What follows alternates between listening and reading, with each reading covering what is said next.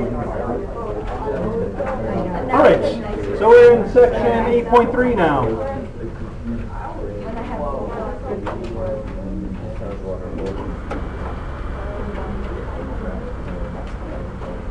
So geometric sequences. The main difference between what we're doing today and what we did yesterday is, or the last time we met, arithmetic sequences have to do with adding. We add something to every term. Geometric sequence has to do with multiplying. So for a geometric sequence, we're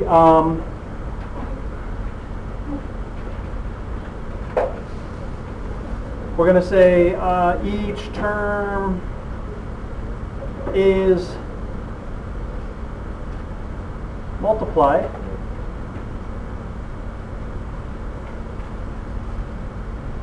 by a common ratio.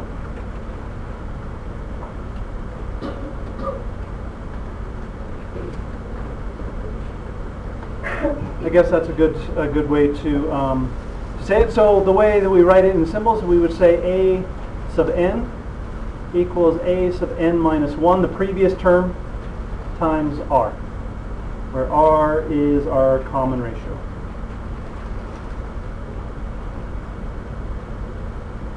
The other way we could write this, if we divide both sides by a sub n minus 1, we say a sub n over a sub n minus 1 equals the common ratio. So we get each new term by multiplying the previous term by the common ratio. We can find the common ratio by dividing one term by the term before it. So rather than adding a constant number to our previous term, we're multiplying the previous term by a constant number. Really, that's the big difference between arithmetic and geometric sequences, and of course they behave differently because of it. And if we could also say we find each term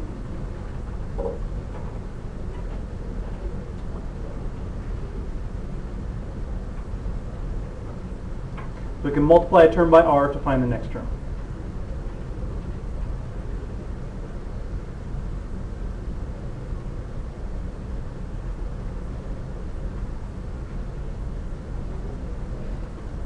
All right.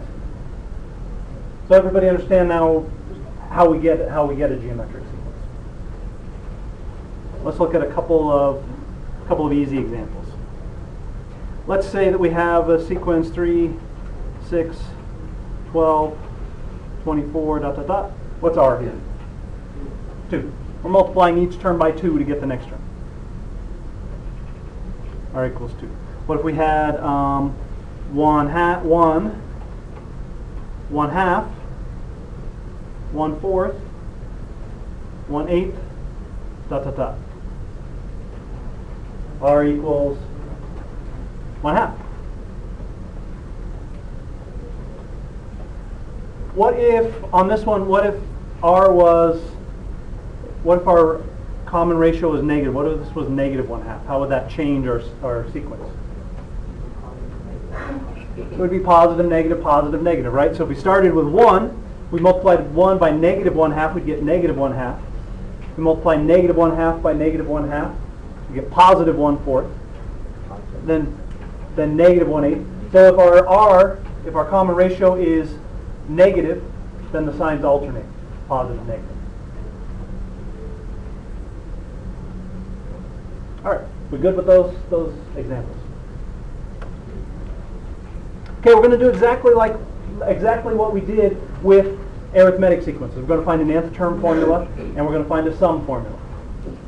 That's one of the nice things about arithmetic and geometric sequences, is that we can, because they behave nicely, we can find these formulas for their terms and their sums pretty easily.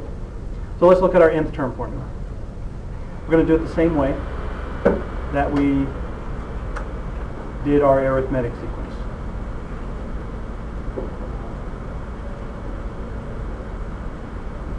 So we start with a sub 1. Start with our first term.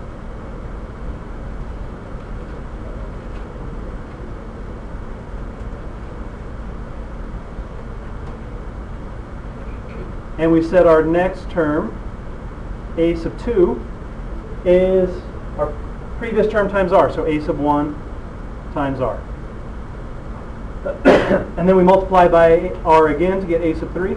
So if I multiply a sub 1 times r, I multiply that by r again, what do I get?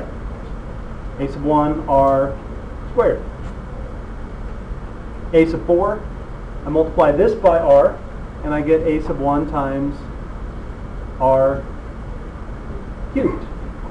And a sub 5, multiply this by r, a sub 1 times r to the fourth. And hopefully we see the pattern, a sub n equals a sub 1 times r to the n minus 1. So very similar formula, except it has to do with multiplication. Since we're multiplying, we get an exponent. Repeated multiplication is an exponent, where with our arithmetic sequence we did repeated addition. Repeated addition is multiplication. So there's our nth term formula. A sub 1 times r to the n minus 1. So we're good with where that came from? Okay. Let's do a couple of examples with our nth term formula. Following, oh, that didn't mean to hit that button. So give me a second and then I can close this out.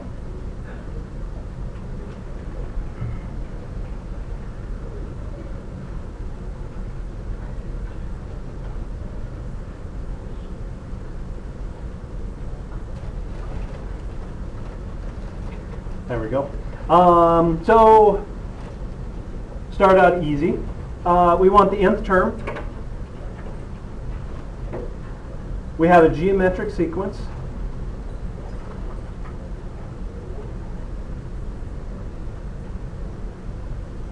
where a sub 1 equals 5 and r equals what do we want r equal 2. So this is should be really easy. What's our nth term? 5 times 2 to the n minus 1. So if I wanted the 10th term, I'd plug in n equals 10. I would do 2 to the 10th power times 5. If I wanted the 102nd term, plug in 102, raise 2 to that power, multiply by 5, and I'd be set. I'd know my nth term.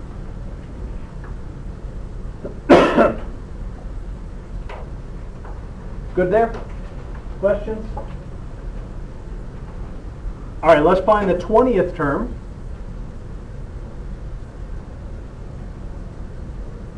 Of this sequence. 1, 3, 9, 27, dot, dot, dot. First off, let's figure out what kind of sequence this is. Is it geometric? Geometric? What's R? R equals 3. So if you just have if you were given a problem and it just gives you a list of numbers, you would have to do a little work to figure out if you had an arithmetic or a geometric sequence, so you could know whether or not you could use your formulas. What's a sub 1 here? 1. So a sub 20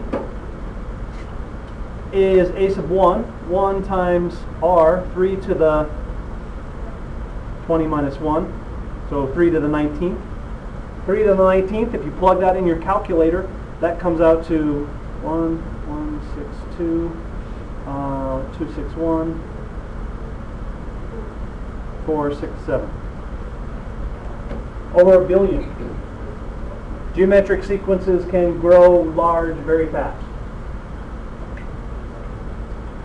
And if r is a fraction, geometric sequences can get very small very fast. That's one thing that geometric sequences are used for, is to model things that grow or shrink very quickly. So things like population growth are geometric sequences. You can model radioactive decay in a geometric sequence. The amount of radioactive material can decay very quickly. It also can decay very slowly. So anyway, those are some things that are modeled with geometric sequences.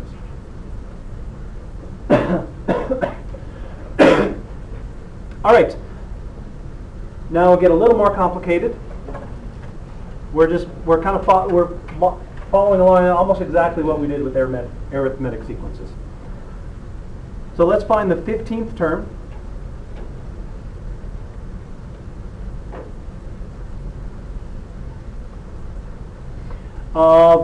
We have a geometric sequence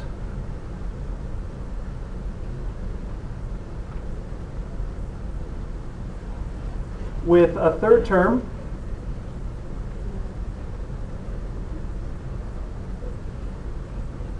of 5/4 and the sixth term of 5/32.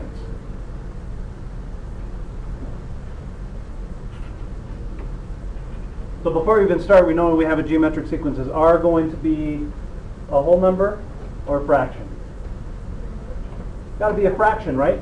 For the 5/4 go down to 5/32, so each term is getting smaller. All right, so we have to find our nth term.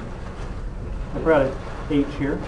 To find our nth term, what two pieces of information do we need? We need A1 and R. We have two pieces of information here. So we have two things that we need to find and two pieces of information. What does that suggest? System of equations, just like with our arithmetic sequence. Our system is going to be a little different this time because this involves multiplication rather than addition. So we're going to follow the same process. Let's write out the third term. A sub 3 equals, we don't know A sub 1, we don't know R, to the 3 minus 1, so the second power, and that equals 5/4. A sub 6 equals A1, we don't know, R to the 6 minus 1, fifth power, and that equals 5/32. So there's our system of equations. We have two equations there. We have two unknowns. Little more difficult to do these the way that we talked about the other day with the arithmetic sequences, where we can see how far apart the terms are and then divide that by the number of terms between them to find our common difference. Little different than that. So here's what we're going to do. I'm going to solve the first equation for A1.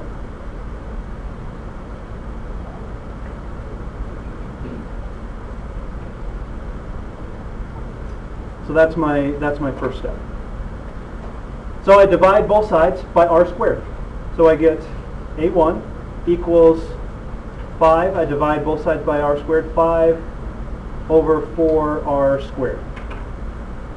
I just divided both sides of this equation by r squared. Second step. I'm going to plug this in to the second equation and solve for r.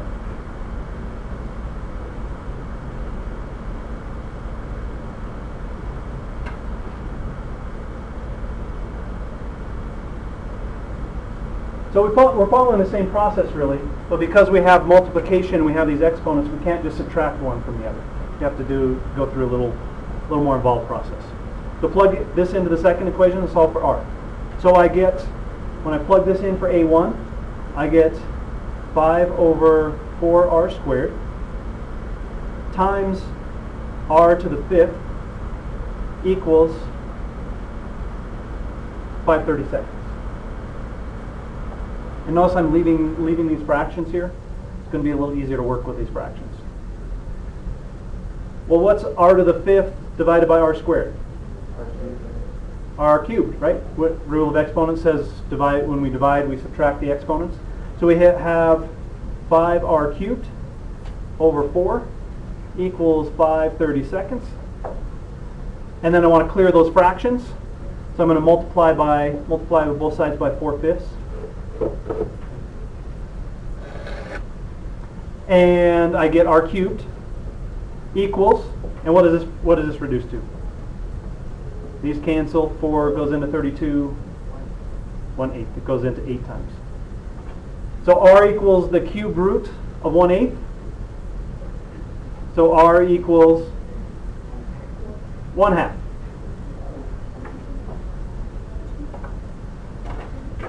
And now I have r. I need a sub 1 to find, we need our 15th term is what the problem asks us to do, so we need to find our nth term. So what can I do with r to get a1? Plug it into one of the equations. So our third step, I'm going to write that over here.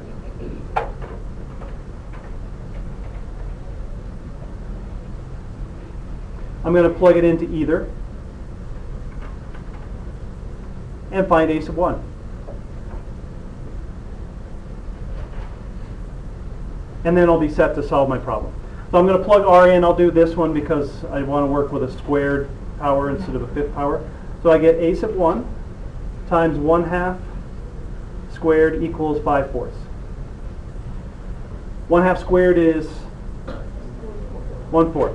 So a sub 1 over 4 equals 5 over 4. So a sub 1 equals 5. So there's r. There's a sub 1. Now we have the information we need to actually answer the question that the problem asks us. So we have the problem asks us for the 15th term. So a sub 15 equals a sub 1, 5, times 1/2 to the 14th power, 15 minus 1. And if we calculate that out, and I'll leave this as a nice fraction, 5 over 2 to the 14th, I get 5 over 16, 384. Pretty small number after just 15 terms.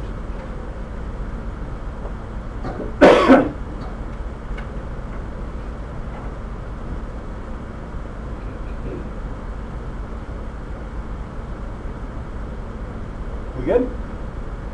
So a little more involved than the equations with two variables, two equations with arithmetic sequences. But if you follow this procedure,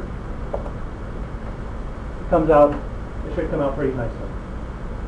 And I recommend that you keep things as fractions. It makes it easier to work with.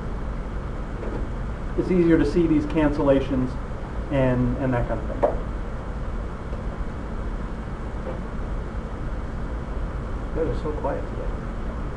Kind of scary.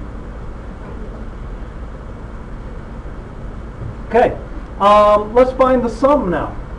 We want to find out how we can sum geometric sequences. So let's find our sum formula.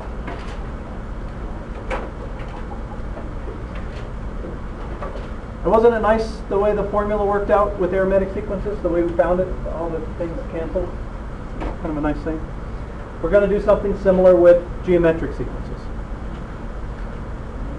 So I'm going to write out S sub n. So we're going to add together n terms. So our first term, just like we did with arithmetic sequence, a1. Second term is a1 times r. Third term is a1 r squared plus a1 r cubed plus dot dot dot. And then finally our nth term, a1 r to the n minus 1.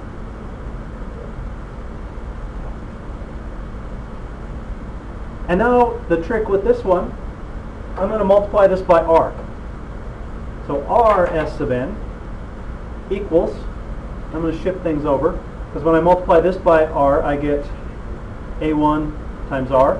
When I multiply this by r, I get a1. When I multiply this by r, I get a1 r squared. When I multiply this by r, I get a1 r cubed. Dot dot dot. And when I multiply, I'm going to end up with an a sub 1 r to the n minus 1. And when I multiply a1 r to the n minus 1 times r, I get a1 r to the n. So basically multiplying by r just shifts everything over by 1. Well, look at all these that match up. If I subtract this from this, they all cancel out. So let's do that. S sub n minus r s sub n equals this a sub 1 minus 0, I get an a sub 1. I get a 0 here, 0 here, 0 here, 0 here, and a 0 minus a sub 1 r to the n. Well, now we're almost set. We're going to factor out this common term of s sub n here. S sub n times 1 minus r. Factor out this common a sub 1. A sub 1 times 1 minus r to the n. Now divide by 1 minus r.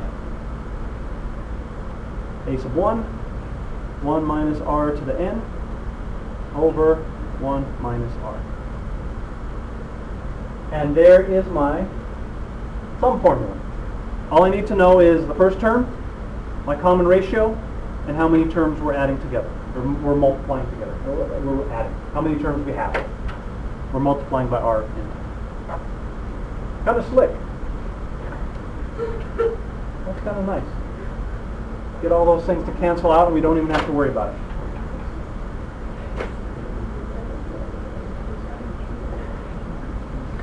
All right, so a couple of different ways this will be referred to. You will hear this called the sum of n terms.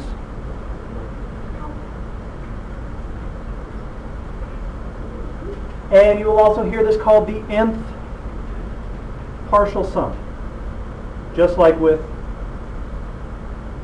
arithmetic sequences. The nth partial sum just means add together n terms.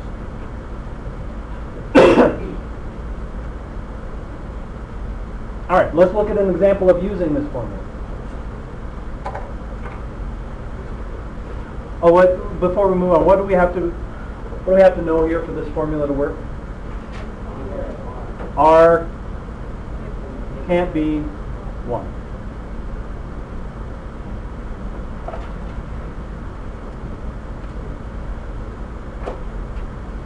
All right. So let's find the sum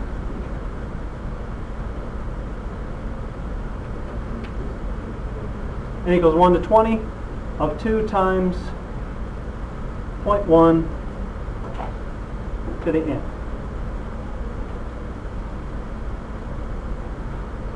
Is this geometric?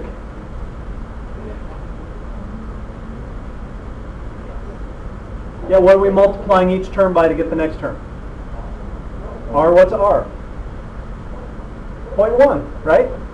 A sub 1, if we wrote out a few terms, a sub 1 would be 2 times 0.1. A sub 2 would be 2 times 0.1 squared, plus 2 times 0.1 to the third, plus dot, dot, dot. So we're multiplying each term by 0.1. So R equals 0.1. What's a sub 1? I just wrote it down. 2 times 0.1 or 0.2.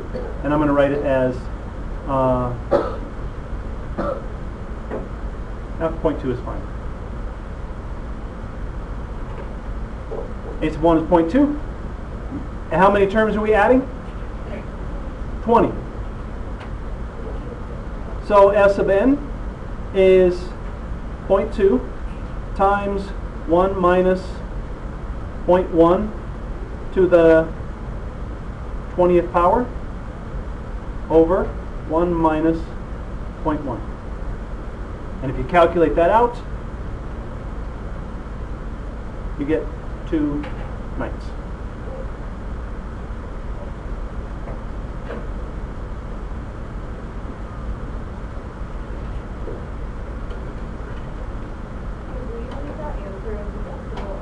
Yeah. Yeah. On the next example we do, I'll show you how you would get the fraction. This one's a little harder because 0.1 to the 20th power is a pretty big number in the denominator.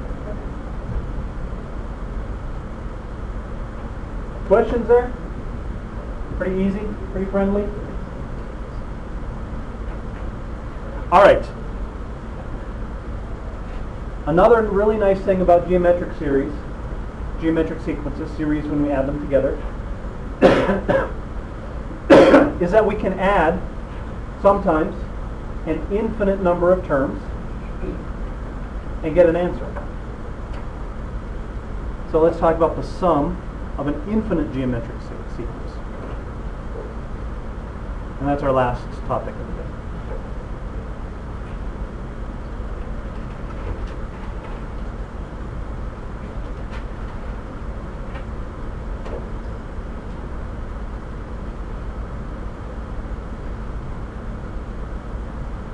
Leaving off letters. All right, so our sum formula, S sub n was a sub 1 minus r to the n over 1 minus r. If r is a fraction between negative 1 and 1, so 1/2, 1/3, something like that. If you raise a fraction to a really big exponent, what happens to the number that you get? It gets small. And if that number that your exponent gets really, really, really, really big, what's r to the n eventually going to do? Get really, really, really, really, really, really, really small. So if we let n get close to infinity, what's going to happen to this r to the n? It gets so small that we just say it's really, really close to 0, we're going to ignore it. Doesn't matter. It approaches, we say it approaches 0. So as n gets really, really big, as we get close to infinity, this r to the n approaches 0, and we get S sub n equals a sub 1. 1 minus 0 is just 1, over 1 minus r. If r is a fraction,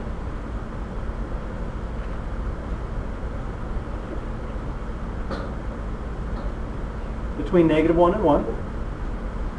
This is not going to work if r is a fraction like 10 halves, because 10 halves is just 5. So it has to be between negative 1 and 1. And n is really, really big.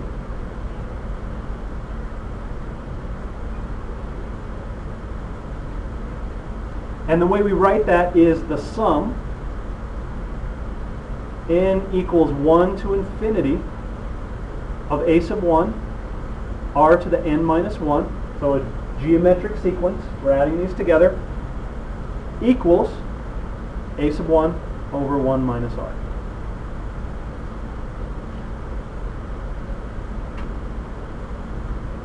So we can add together this infinite number of fractions essentially and get a sum.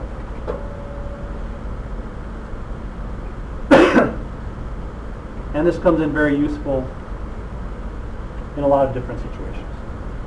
So this is a sum of an infinite geometric sequence. So keep that in mind tomorrow when you hear my math terms. All right, so let's look at one last example. Then I want to show you a couple of things that you can do on your calculator. N equals 1 to infinity of 2 times 0.4 to the n minus 1. All right, first off, is this geometric? Yeah, what's r? R equals 0.4. What's a sub 1? 2. As I plug in n equals 1, I get 0.4 to the 0, right? 0.4 to anything to the 0 power is 1. So a sub 1 equals 2. So this is going to equal 2 over 1 minus, and I'm going to write our 0.4 as 4/10. Just to show you how you would get the fraction here. So I'm going to subtract these in the denominator, so I get 2 over 10/10 minus 4/10.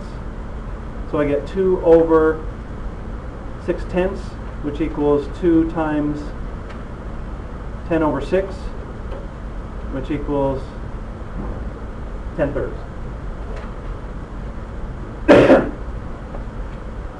So if I add up this infinite geometric sequence, the sum would be 10/3. 10/3, what's another way we could write 10/3? 3.3, 3 1/3. Okay. 10 divided by 3 is 3 1/3.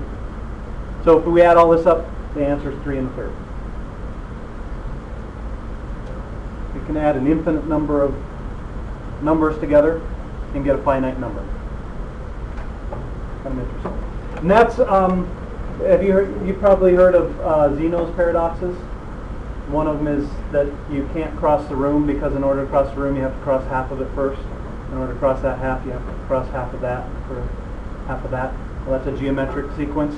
And you can cross the room because you sum the infinite number of fractions of time it would take you to get across the room, and you get a finite number. So you can cross the room. Thank goodness, right? Thank goodness for geometric sequences that let us cross the room.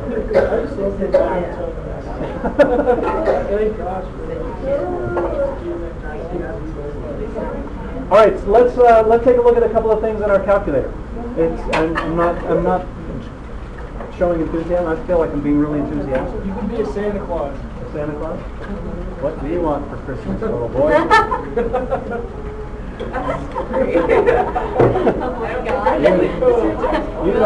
You don't want a pony. You want a new calculator.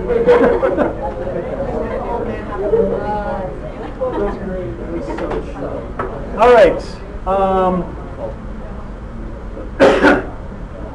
So first thing I want to show you is a couple of the problems in the homework asked you to use your calculator to find the first 10 terms of a sequence. So to do that, what I would do is go into your y equals and just put in your sequence into your calculator. So let's say we had an arithmetic sequence and our nth term was 8, and then instead of n I'm going to put x plus 2. So that's my nth term of my arithmetic sequence. And the problem asks you to use your calculator, use your graphing utility to list out the first 10 terms. Now I'm just going to go to the table. First off, make sure your calculator, let's set it up. I'm going to go to second and here to the window button, the table set. Make sure your table is set to start at 1 for this kind of problem. And this delta table is 1, so we want to go up by 1 each time. And then we go to second graph, so the second table. And there's a table, and that lists all the terms of your sequence. First term is 10, second is 18, and you could go down as many as you want.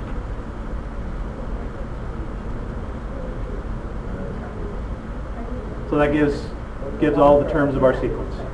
So there we are at the 31st term. Go on forever? Yep.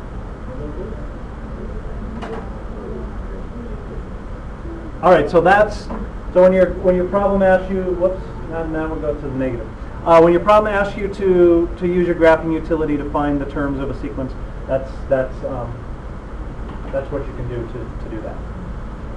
All right, now to find sums on the newer calculators, TI-84 plus Silver, the newer ones, you have a function that you might know about, but some of you might not.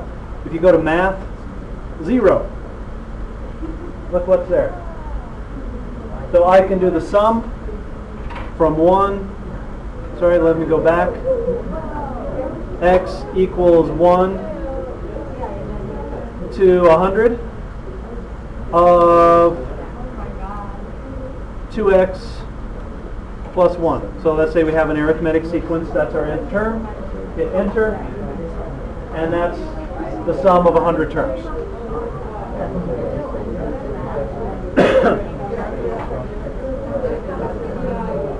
All right, some of you if you have a TI-83 or some of the older ones, some of the other older TI-84s don't have math 0. So you have to do a little more work to do that. So I'll do the same sequence. So you go to second, and then the stat button, so second list. And first we're going to go over to math. And we go down to 5, sum. And then we have to go to second list again. And then we go over to options. And we do sequence, which is 5 again. So we have to sum a sequence. Now the older ones don't have all this menu either, but what you have to do in the older ones, let me tell you what it's doing. You have to list your expression. So let's do 2x plus 1. I want to do a plus 1 here. Plus 1. 2x plus 1. Then you do a comma, which is above the 7. 2x plus 1 comma x. You have to tell it what your variable is. Then you have to tell it where to start. 1. You want to go from 1 where to end. So you do comma 1, comma 100, comma 1, because you're telling it to step up 1 each time. 1, 2, 3.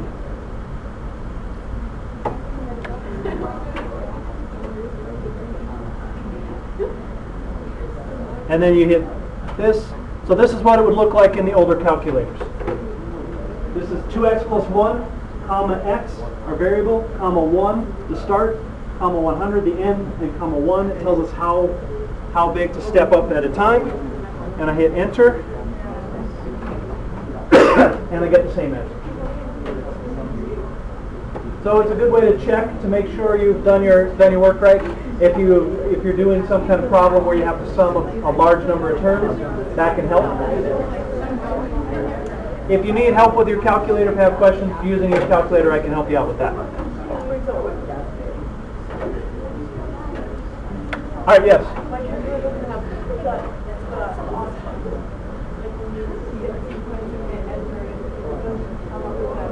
Right. So then you have to just do all of it. Well, how do you get the comma?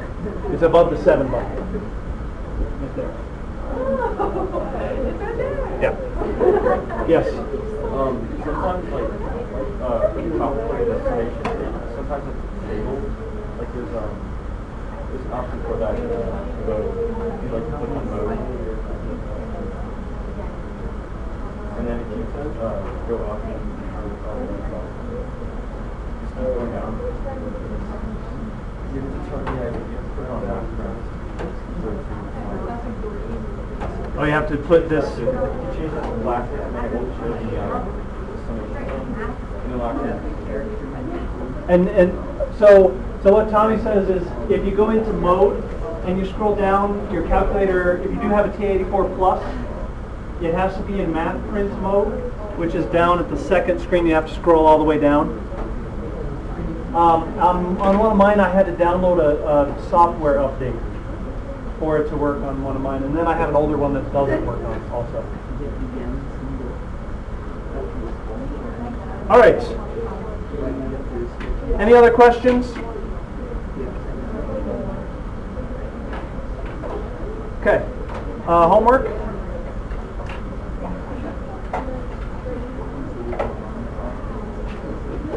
And I apologize.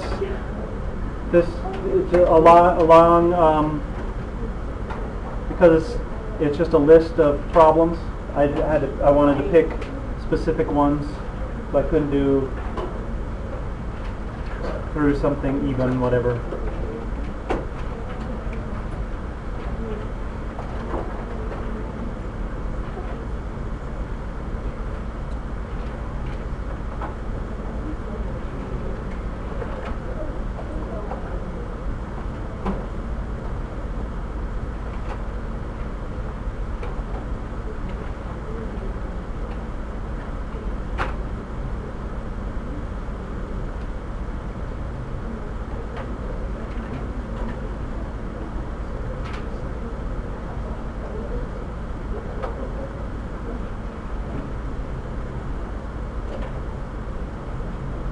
All right, there you go.